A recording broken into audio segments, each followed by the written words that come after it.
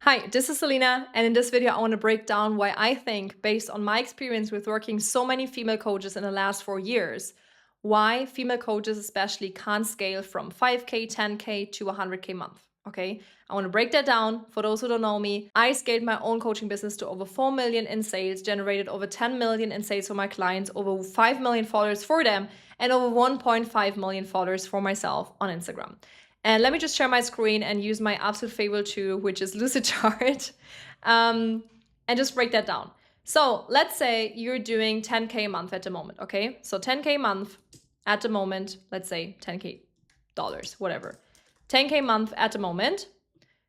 Your system looks probably like this. Like you have a lot of one-on-one clients. That's your delivery. How to get those people? You may have a solid Instagram account. You may get people into your DMs. You may do a conversation with them, like a personal conversation. It's you. Oops, sorry.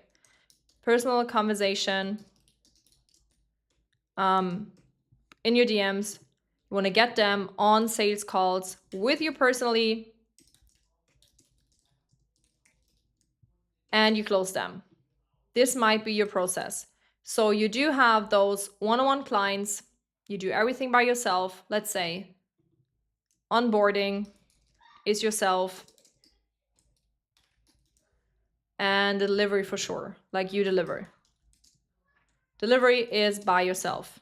Goodness, delivery by yourself. Okay, and then probably one-on-one clients would be something that I have to write down here. Anyway, so this is how it probably looks like for you right now, right? You're doing 10K months, so meaning that you do have a lot of one-on-one clients. You have a solid Instagram account. You do your own DMs, like you have personal conversations with those people in DMs, and this is the way how you probably close, okay?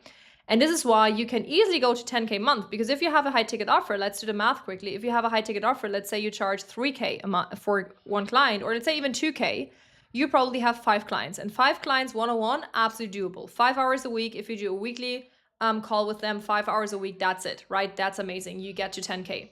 Now, if you want to scale, if you want to do 100K, and maybe we can add here 5 one-on-one clients at a 2K price point, for example. Okay, if you want to go to 100K a month, if we have a 2K price point, my goodness, I'm so bad. Like my brain's not working. Let me just quickly do the math.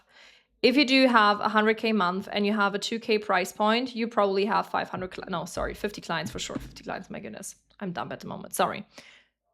So you have 50 clients. It's just my brain, I know that, but it's just my brain. Okay, you have 50 clients at 2K, okay?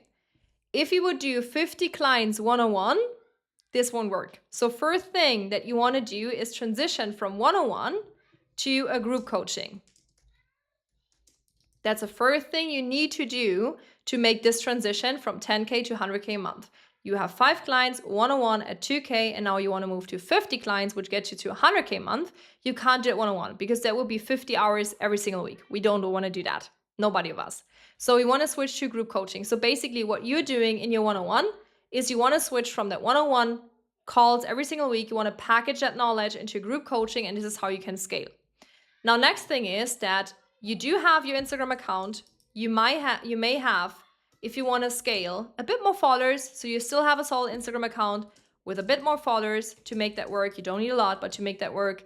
And then when it comes to your DMs, and this is not an important part, is you don't want to do your DMs alone. You want to have a setter, which do the qualification. Okay, that's the first thing we need to do to make sure that we can get to 100K a month after transition from one-on-one to group coaching. Instead of us doing our DMs, instead of having personal conversations, you want to switch to a setter. So it's the first person that want to hire. So here's already hiring a setter. That's the first thing we need to do. Second is, instead of doing sales calls with you personally, you want to have a closer, which is basically you need to hire a closer. So 2 people that you already need to hire to make that work.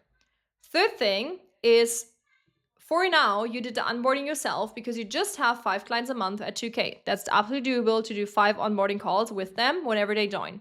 Now, since you want to scale to 50, we want to have a team member that is heading over the onboarding calls. So meaning that, for example, we do have a head coach that is taking care of your onboarding calls.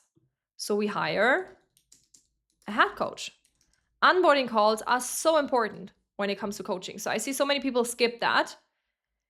It may work, but it's still super important. And I mean, two ways.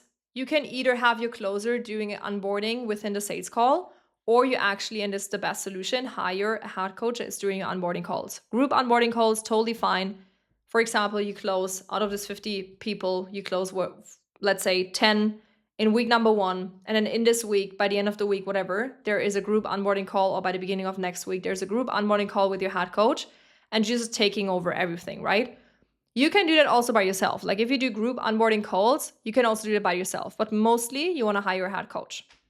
Now, next thing is that delivery is still by yourself, but now in a group thing. So meaning that delivery is still by yourself. There's never ever something that I would outsource. I see so many people, and especially in the last years, that outsource this specific point of delivery. I myself bought so many coaching programs that I went in and I never saw the coach itself. I always just saw the head coach, not the head coach, not the one that's doing onboarding, but several team members that was helping me to get to a specific point. And sometimes it did work out, but I do say that if you are a coach, stay a coach. Don't outsource that. You can outsource so many things. Beside that, much more that I just wrote down here, you can outsource so many things. What you don't want to outsource is your delivery. So delivery is still by yourself, but you transition from one-on-one calls to group live sessions, for example, right? Now, why do you break all that down? Because as you remember, like the goal of me taking this video was to give you the answer on why I think people can't scale. And here's a big thing now that I want to explain. It's not the skill of hiring, of leading a team, because here you want to lead that, right? You want to lead that team, leading a team, becoming a leader here, because now you have a team. My goodness. Okay, anyway, you get my point. What is wrong here? Okay, anyway, you get my point. Now you want to lead a team now, right? What is happening? And this is why people can't scale. You can have all those skills. Like you can learn those skills. That's not a big thing to lead a team. If you know how it works, if you just ask, if you just inform yourself, if you just educate yourself on how to lead a team, you can make that work. The thing is that what a lot of people are missing is that here you're still a coach. Like you are, what is happening? You are a coach. Here, you're a leader. And this is the thing why people can't scale, because their mindset is still, I'm a coach. That's their mindset. But they need to switch from I'm a coach to I'm a leader now. And this is the big thing that a lot of people are missing, is that switch from, it's not only scaling in form of I do need to have more clients, I do need to make more delivery, I do need to maybe transition from one-on-one to group coaching.